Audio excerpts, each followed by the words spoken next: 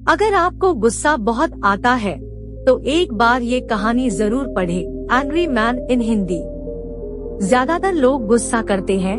गुस्सा आना एक आम बात है, पर जब वह हद से ज्यादा आए तो उससे कुछ नुकसान भी हो सकते हैं। हमें इन बातों पर ध्यान देना चाहिए कि गुस्सा कम कैसे करें। आज मैं आपको यह कहानी बताऊंगा और गुस्सा क्यों आता है उसके बारे में भी बताऊंगा। थोड़ा गुस्सा करना एक स्वाभाविक सी बात है, लेकिन जब गुस्सा बार बार आने लगे और हर एक छोटी चीज पर आने लगे तो एक समस्या बन जाती है। ऐसा नहीं है कि गुस्सा करना एक बुरी आदत है। कई बार लोग प्यार से चीजें नहीं समझते तो उन्हें समझाने के लिए गुस्सा करना पड़ता है। हम देखते हैं कि स्कूल में बच्चों को प्यार से होमवर्क देने पर भी वह होमवर्क करके नहीं लाते हैं। बाद में उसे गुस्से से कहना पड़ता है, फिर जाकर वह होमवर्क करते हैं। ऐसा ही हमें हमारी जिंदगी होता है।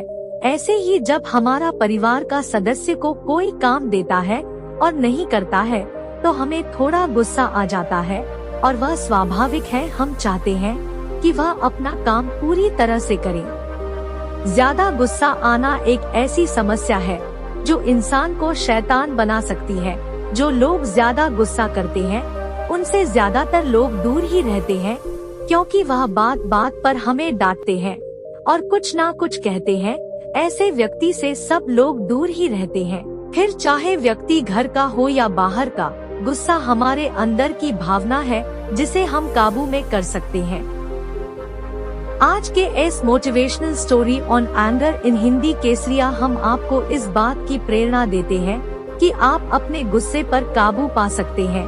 इस गुस्से पर कहानी के जरिए आप जानेंगे कि क्यों ज्यादा गुस्सा आना हमारे लिए और हमारे आसपास के लोगों के लिए बहुत खराब है। ज्यादा गुस्सा दुखों का कारण बनता है। गुस्से पर प्रेरणादायक कहानी की सीख के जरिए आप अपने गुस्से को शांत कर सकते हैं। इस हिंदी स्टोरी ऑन एंकर को जरूर पढ़ें।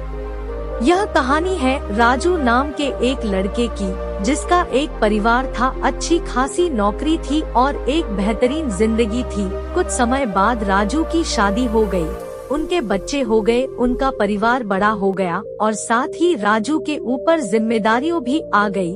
धीरे धीरे राजू अपनी जिम्मेदारियों और घर की जरूरतें पूरी करने के दबाव से बहुत चिड़चिड़ा सा हो गया। समय के साथ साथ राजू का चिचोरापन गुस्से में बदल गया। वह बात बात पर अपने परिवार के साथ गुस्सा करने लगा। ऑफिस में भी कभी कोई गलती कर देता तो राजू उससे बहुत खरी-खोटी सुना देता था। उसका गुस्सा कभी बच्चों पर निकलता तो कभी पत्नी पर। उनकी इसी गुस्से की वजह से घर का माहौल बहुत बिगड़ गया था। अब तो परिवार वाले भी उनसे कुछ कहने से डरते थे। उन्हें डर लगता था कि क्या बता कब किस बात पर उससे गुस्सा आ जाए, और यह सोचकर उन्हें सबसे बातें करना भी कम कर दिया।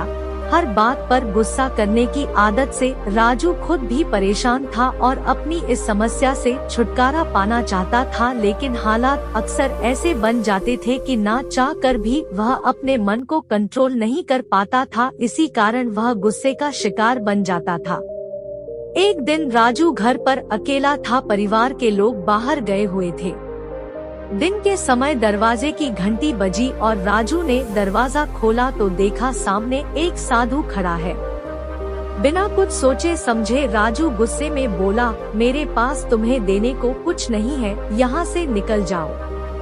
राजू की बात सुनकर वह भिक्षुक शांत रहे और बोले, भाई बिना वजह के इतना गुस्सा? मैं यहाँ कुछ मांगने के लिए नहीं आया हूँ, मैं यहाँ पता पूछना था इसलिए आया हूँ। उस भिक्षुक ने कहा कि मुझे नहीं लगता कि आप मुझे कुछ बता पाओगे, आप बिना कारण के मेरे ऊपर चिल्लाने लगे। भिक्षुक की बात सुनकर राजू चुप हो गया और बोला, हे महाराज, मुझे गुस्सा बहुत जल्दी आ जाता है और चाह कर भी मैं अपने गुस्से पर काबू नहीं कर पा सकता। अगर आपके पास गुस्से को कम करने का कोई तरीका है तो मुझे बताने की कृपा करें। राजू की बात सुनकर भिक्षुक ने अपने थैले में से एक छोटी सी शीशी निकाली और राजू को देते हुए बोले, इस स्थिति में इतनी ताकत है कि यह तुम्हारा गुस्से को कम कर सकती है। अगर तुम्हें अगली बार गुस्सा आए और कुछ भी बोलने लगो तब इस शीशी में से एक ढक्कन दवा निकालकर अपने मुंह में डाल लेना और फिर 10 से 15 मिनट उसे अपने मुंह में ही रखना। अगर तुम उस दौरान कुछ भी बोले तो यह दवा का असर नहीं होगा। उस साधु की बात मानकर वह दवा अपने पास रख ली और जब भी उसे गुस्सा आता तो गुस्से से बोलने से पहले वह दवा अपने मुंह में डाल लेता। 10 से 15 मिनट तक हुआ अपने मुंह में रखता, उससे उनका गुस्सा शांत हो जाता। धीरे धीरे 10 से 15 दिनों में राजू का गुस्सा कम होने लगा और उसका चिड़चिड़ापन भी दूर हो गया। कुछ दिनों बाद राजू अपने काम से जा रहा होता है, तभी वह भिक्षुक मिलता है और उसे प्रणाम करता है। शिक्षक को देखकर राजू बोलता है, महाराज आपकी दवा ने अपना असर दिखाना शुरू कर दिया है और मेरी गुस्सा करने की आदत भी छूट गई है। मेरे ऑफिस और मेरे घर का माहौल भी अब शांत हो गया है। मेरा चिड़चिड़ापन धीरे धीरे खत्म हो गया है। राजू की बात सुनकर साधु ने मुस्कुराते हुए कहा, वह कोई दवा नहीं थी, वह सिर्फ पानी था। गुस्से का कोई इलाज नहीं है, केवल शांत मन ही उसका परम इलाज है। गुस्से का इलाज हम किसी दवा से नहीं कर सकते, उसका इलाज केवल और केवल शांत रहकर ही किया जा सकता है।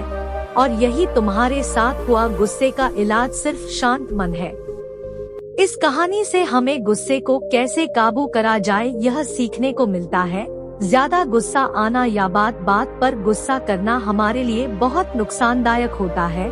गुस्से में इंसान वह काम कर जाता है जिसे नहीं करना चाहिए और ऐसी बातें बोल जाता है तो उसे नहीं बोलनी चाहिए। अगर आपको भी लगता है कि कई बार छोटी छोटी चीजों को लेकर ज्यादा गुस्सा करते हैं तो खुद को शांत करना सीखें, अपने मन को कंट्रोल करें। दूसरों की छोटी छोटी गलती को नजरअंदाज करना सीखें। घर परिवार और ऑफिस में कभी कभी ऐसी बातें हो जाती है जिसकी वजह से हमें गुस्सा आ जाता है। ऐसे में जब भी ऐसा हो तो सामने वाले को एकदम से जवाब देने के बजाय थोड़ा शांत हो जाए, बाद में उत्तर दे और चिकने चिल्लाने के बजाय शांत मन से उस बात को समझने की कोशिश करें और फिर दूसरों को समझाएं। अगर आप गुस्से में कुछ भी बोलेंगे तो वो कोई काम का नहीं है, इसलिए सबसे पहले खुद को शांत करें और बाद में निर्णय लें। आपको ऐसा कभी नहीं सोचना चाहिए कि गुस्से में कही हुई बात पर ज्यादा जोर पड़ता है। सामने वाला आपका गुस्सा चले, लेकिन बार बार आप सामने वाले पर गुस्सा करोगे तो वह गुस्से का जवाब गुस्से से दे सकता है, या आपसे बात करना ही छोड़ देगा, या फिर आपको मुंह ही नहीं लगाएगा। इसलिए दोस्तों, लोगों को गुस्सा दिखाने के बजाय शांत मन से प्यार दिखाइए ताकि आपके रिश्ते और भी मजबूत हो सके और आपका कोई काम भी नहीं बिगड़े। मुझे आशा है कि इस मोटिवेशनल स्टोरी इन हिंदी से कुछ अच्छी शिक्षा मिली हो। अगर आपको मेरा यह पोस्ट अच्छा लगा तो उन लोगों को शेयर कीजिए जो बात बात पर गुस्सा करते हैं। ऐसी ही और भी छोटी छोटी मोटिवेशनल कहानियाँ पढ़ने के लिए इस ब्लॉग से जुड़े रहें।